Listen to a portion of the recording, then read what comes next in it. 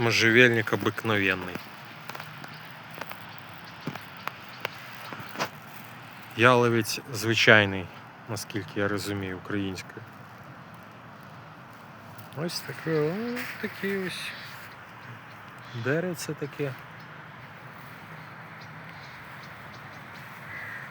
Що сказати?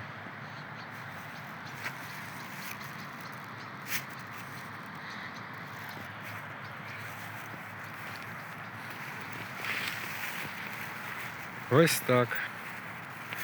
Можжевельник обикновенний.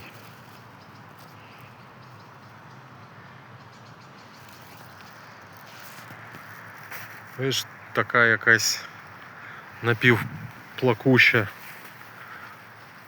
Такий стан у нього.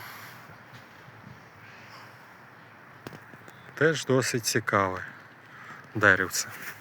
Дуже, до речі, полюбляю запах можжевельників. Ну і взагалі хвої, і взагалі рослин. Так що так.